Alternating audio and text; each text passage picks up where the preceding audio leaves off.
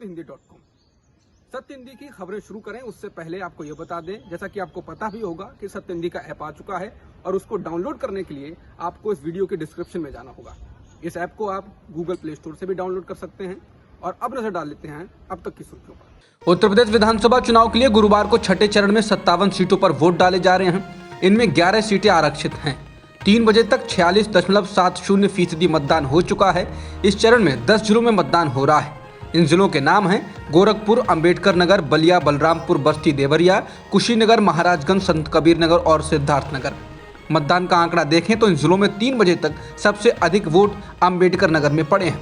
यहां 3 बजे तक 52.40% मतदान हुआ। दूसरे स्थान पर कुशीनगर में 48.49% मतदान हुआ, जबकि योगी आदित्यनाथ की सीट गोरखपुर में 46.44% मतदान हुआ।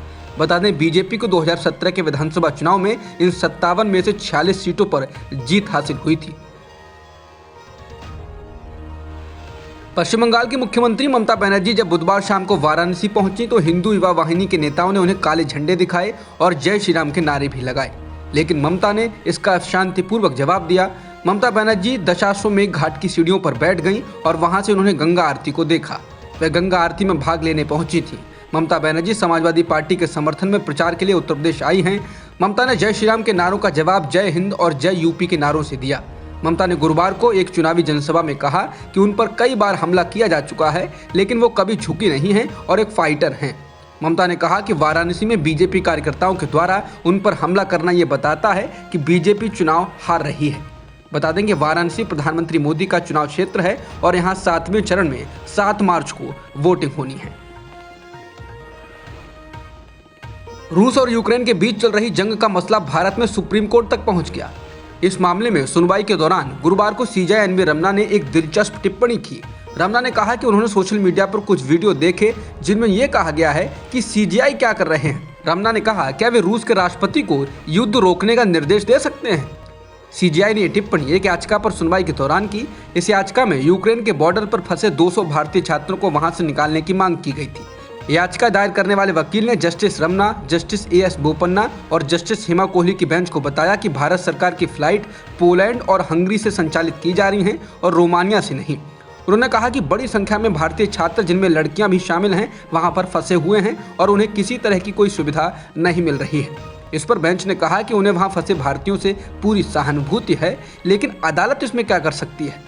अदालत ने अटॉर्नी जनरल के वेणुगोपाल से कहा कि वो रोमानिया बॉर्डर के नजदीक फंसे भारतीय छात्रों को निकालने में मदद करें। प्रधानमंत्री मोदी के निर्देश पर भारतीय छात्रों को वापस लाने की व्यवस्था देखने गए मंत्रियों में से एक ज्योतिरादित्य सिंधिया की एक गतिविधि को लेकर विवाद हो गया। इस गतिविधि का एक वीडियो सोशल मीडिया पर तेजी से ट्रेंड हो रहा है। खासकर इस मामले को कांग्रेस नेता ज्यादा उछाल रहे हैं।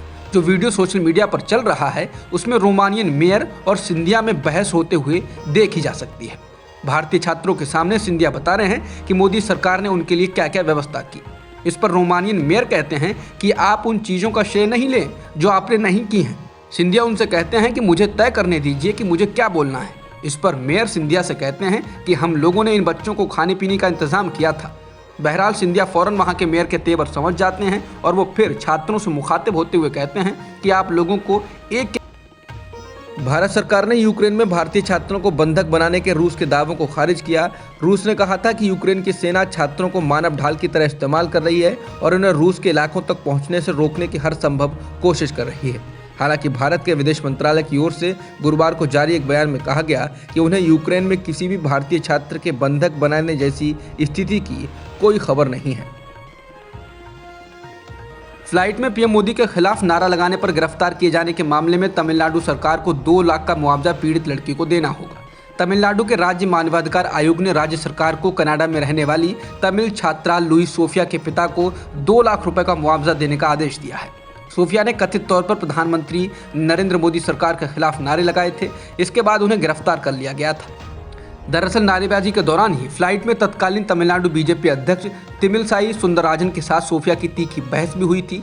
इसके बाद पुलिस ने सोफिया को गिरफ्तार किया था। इसको लेकर कोर्ट में पेश करने के बाद जुडिशियल हिरासत में भेज दिया गया।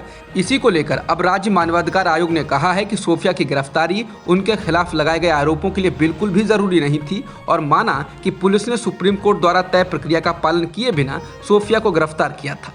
चूंकि पुलिस कार्रवाई से उनके मौलिक अधिकार का उल्लंघन हुआ है, इसलिए डॉक्टर सैमी को 2 लाख रुपए दिए जाने चाहिए।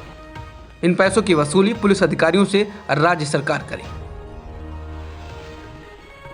यूक्रेन संकट के बीच रूस से S-400 सौदे के लिए अमेरिकी प्रतिबंध का मुद्दा फिर उछला है। अमेरिका का बाइडेन प्रशासन इस पर विचार कर रहा है कि रूस से S-400 ट्रायम्फ मिसाइल रक्षा प्रणाली खरीदने के लिए भारत पर प्रतिबंध लगाएं या नहीं।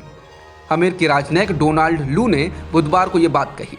अमेरिका ऐसा प्रतिबंध काटसा यानी countering America's adversaries through sanction act के तहत लगाता है। अमेरिकी राजनयिक डोनाल्ड लू का ये बयान तब आया है जब यूक्रेन में रूसी हमले के खिलाफ अमेरिकी अभियान के समर्थन में भारत खड़ा नहीं दिखाई दे रहा है। बुधवार को ही भारत ने 193 सदस्यीय संयुक्त राष्ट्र महासभा में उस प्रस्ताव में भाग नहीं लिया जिसने यूक्रेन के खिलाफ रूस की आक्रामकता की कड़ी निंदा की।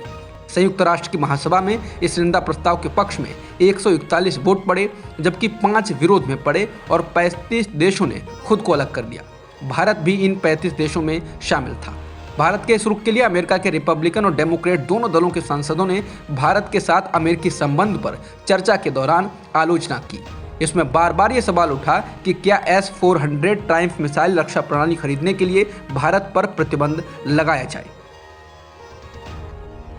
रूस की सेना लगातार यूक्रेन पर हमले कर रही है। इस दौरान उसने कई इलाकों को भी कब्जे में करने का दावा किया है, लेकिन वहीं दूसरी ओर यूक्रेन की तरफ से दावा किया जा रहा है कि अब बड़े पैमाने पर आम लोग सामने आकर रूसी सैनिकों का मुकाबला कर रहे हैं।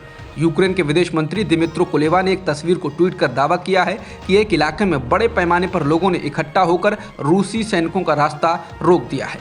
तस्वीर में बड़ी संख्या में लोग सड़क पर जाम लगाए हुए दिख रहे हैं। कुलेबा का कहना है कि ऐसी कई तस्वीरें और वीडियो सामने आ रहे हैं। इस बीच दावा करने का सिलसिला जारी है। यूक्रेन ने एक बार फिर दावा किया है कि उसने रूस के 9000 सैनिकों को मार दिया है। रूस और यूक्रेन के बीच जारी युद्ध के दौरान आज क्वाड देशों की बैठक होगी। वर्चुअल होने वाली इस बैठक में अमेरिका के राष्ट्रपति जो बाइडेन, भारत के प्रधानमंत्री मोदी के अलावा जापान और अमेरिका भी शामिल होंगे। इस बैठक में रूस और यूक्रेन पर भी चर्चा हो सकती है। भारतीय विदेश मंत्रालय के अधिकारियों ने बताया कि क्वाड लीडर्स मीटिंग में प्रधानमंत्री मोदी के अलावा अमेरिकी राष्ट्रपति जो बाइडेन, ऑस्ट्रेलियाई पीएम स्कॉट मॉरिसन और जापानी पीएम फूमियो किशिदा भी शामिल होंगे। बैठक वर्चुअल तरीके से होगी। विदेश मंत्रालय का कहना है कि इस बैठक में हिंद प्रशांत में महत्वपूर्ण विकास के बारे में चर्चा की जाएगी। रूस के द्वारा यूक्रेन पर हमला करने के 7 दिनों के भीतर 10 लाख से ज्यादा लोगों को यूक्रेन छोड़ने के लिए मजबूर होना पड़ा है। संयुक्त राष्ट्र की एक शरणार्थी एजेंसी ने जानकारी दी। एजेंसी ने इस बात को भी कहा कि 40 लाख लोगों को यूक्रेन छोड़ना पड़ सकता है। रूस के द्वारा हमला किए जाने के बाद से ही यूक्रेन के लोग पोलैंड, मोल्दोवा, रोमानिया, हंगरी और स्लोवाकिया की ओर जा चुके हैं। लेकिन ऐसे लोगों की मुश्किलें बहुत ज़्यादा हैं जो यूक्रेन में फंस गए हैं, क्योंकि रूस की ओर से कई प्रमुख शहरों पर लगातार बमबारी की जा रही है। रूस के राष्ट्रपति व्लादिमीर पुतिन के विरोधी एलेक्सी नवेल्नी के आह्वान के बाद रूस में पुतिन के खिलाफ प्रदर्शन तेज हो गए। जेल में बंद नवेल्नी ने रूस के लोगों को संबोधित करते हुए कहा कि रूस को डरे हुए कायरों का देश नहीं बनना चाहिए। उन्होंने रूस के लोगों से कहा कि कम से कम डरे हुए और चुप हुए लोगों का देश तो ना बने, हम ऐसे कायरों का देश तो ना बने जो यूक्रेन के खिलाफ आक्रामक युद्ध पर गौर न करने का बहाना बना ले, उस युद्ध पर जिसको हमारे सनकी सम्राट ने छेड़ रखा है। उन्होंने कहा कि वे अब इस पर चुपचाप नहीं रह सकते हैं कि 100 साल पहले की छद्म में ऐतिहासिक बकवास घटनाओं को आधार बनाकर यूक्रेनी लोगों को मारा जाए। उन्होंने लोगों से सड़क पर उतरकर शांति के लिए लड़ने की अपील की, जिसके बाद यूक्रेन पर हमले के विरोध में रूस के राष्ट्रपति व्लादिमीर पुतिन के गृहनगर सेंट पीटर्सबर्ग में उग्र प्रदर्शन हुए। इस दौरान कई लोगों को गिरफ्तार भी किया गया और उन्हें तितर बितर करने के लिए पुलिस ने हिंसक रूप भी अख्तियार किया। यूक्रेन पर रूस की सेना का हमला लगातार जारी है। इस बीच रूस की सेना को यूक्रेन में अब तक की सबसे बड़ी सफलता मिली। रूसी सेना ने यूक्रेन के अहम शहर खेरसोन पर अपना नियंत्रण हासिल कर लिया है।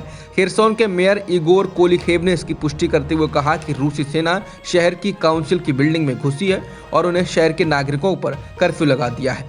उन्होंने कहा कि हमने सैनिकों को बता दिया कि इस शहर में यूक्रेन के सैन्य बल मौजूद नहीं है, सिर्फ आम नागरिक हैं जो यहीं रहना चाहते हैं।